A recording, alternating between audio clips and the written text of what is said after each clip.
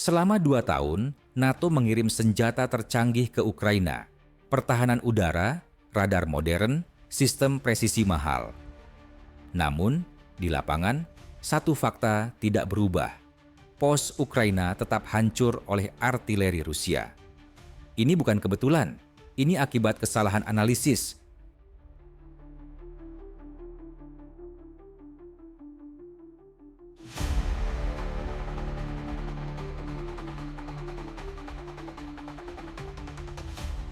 NATO masuk ke perang ini dengan asumsi lama bahwa teknologi tinggi otomatis menang.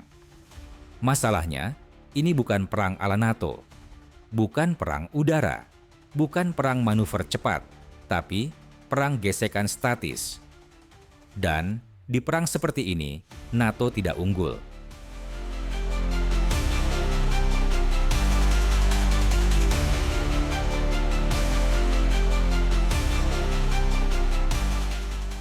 Rusia membangun doktrin militernya selama puluhan tahun untuk satu hal, perang darat skala besar.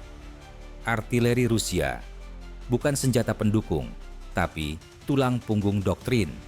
Bagi Rusia, artileri bukan opsi, artileri adalah metode.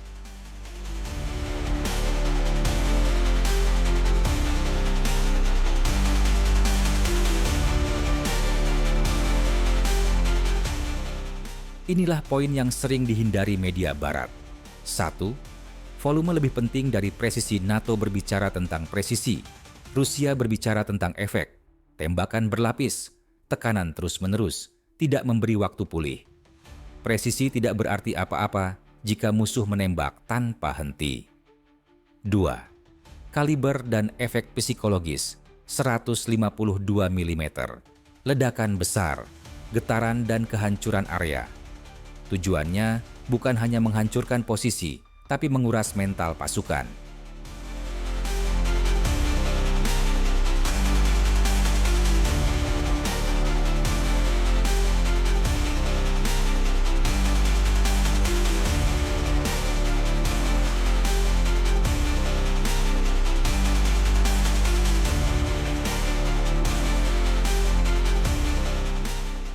Pertanyaan paling sering muncul, kenapa Ukraina tidak mencegat? Jawaban jujurnya, karena tidak ada sistem NATO yang dirancang untuk itu. Patriot tidak sama dengan anti-artileri. NASAMS tidak sama dengan anti-artileri. Iris-T tidak sama dengan anti-artileri. Ini bukan kegagalan Ukraina, ini kegagalan konsep.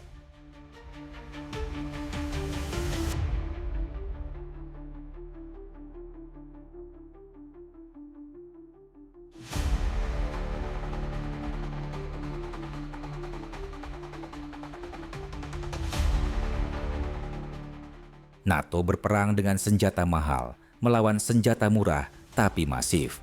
Rudal jutaan dolar, melawan peluru artileri ribuan dolar. Secara ekonomi, ini tidak seimbang. Dan Rusia tahu itu.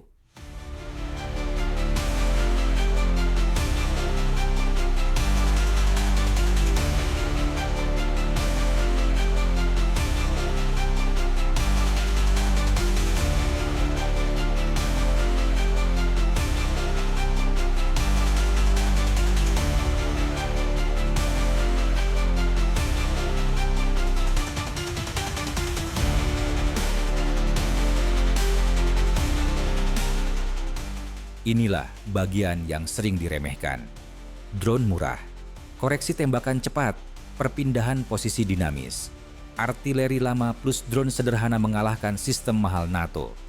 Bukan karena teknologinya lebih canggih, tapi karena lebih cocok dengan realitas perang.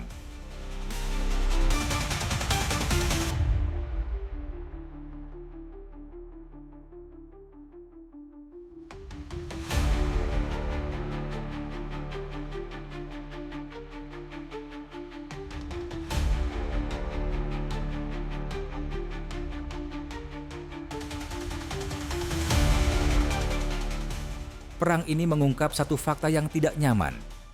NATO unggul di teknologi, tapi Rusia unggul di perang yang benar-benar terjadi. Dan selama perang ini tetap perang darat, artileri Rusia akan terus berbicara.